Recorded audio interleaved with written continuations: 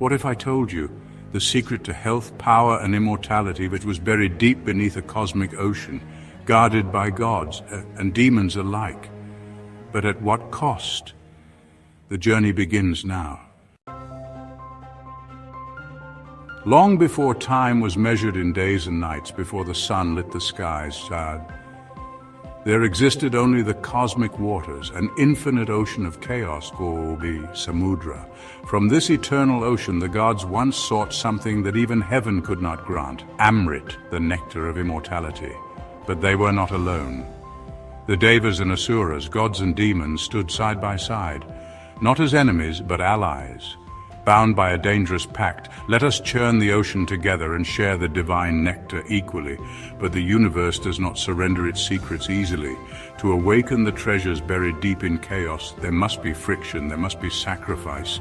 Om Kashir Sagar Madanam Nama. Salutations to the churning of the cosmic ocean.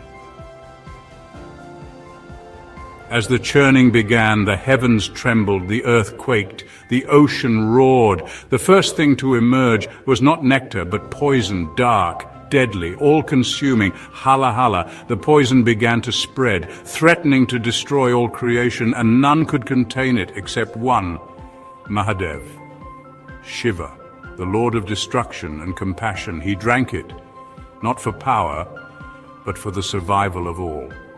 Thus, Shiva became Nilkanth, the blue-throated one, a living symbol that sometimes, to preserve life, one must embrace pain. How often in life do we wish for success, health, happiness, but forget that every blessing must pass through a trial of poison?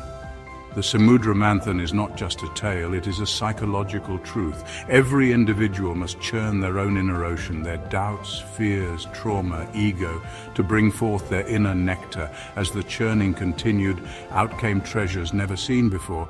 Airavata, the celestial elephant Kamadhenu, the wish-fulfilling cow Lakshmi, the goddess of wealth Kaustuba jewel, worn by Vishnu himself, and finally, Dhanvantari, the divine physician, holding the Amrit Kalash.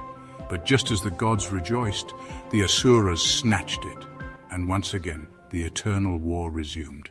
In a world where darkness spreads through gambling, addiction, and toxic culture, this channel is a sanctuary where divine wisdom lives on. If you believe the world needs more light, more truth, more sacred teachings, then you are part of this mission, and subscribe not just for stories, but for the spirit behind them. Let's awaken the soul of this world together. Subscribe to sacred teaching and be a guardian of light. As the demons fled with the nectar, Lord Vishnu, the preserver of balance, took a divine form. Mohini, the enchanting illusion, she danced, radiant, celestial, and the Asuras, intoxicated by desire, surrendered the Amrit.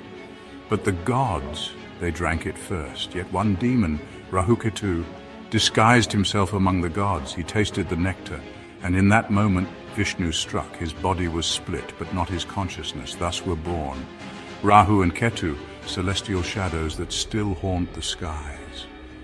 When Rahu swallows the sun and Ketu veils the moon, we remember not everything that tastes like nectar is meant for us.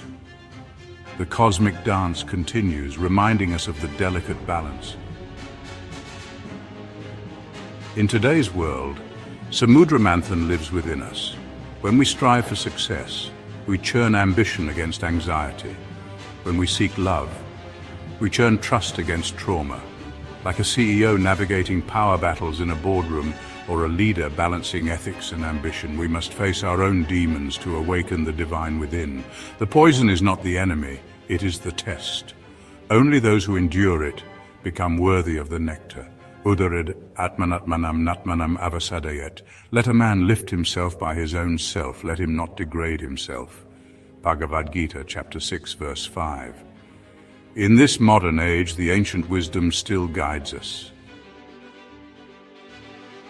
What if your pain is the poison, your suffering the churn, and your soul the ocean? Will you keep running from it, or will you embrace it and transform. For the one who endures, the nectar shall rise. Embrace the journey.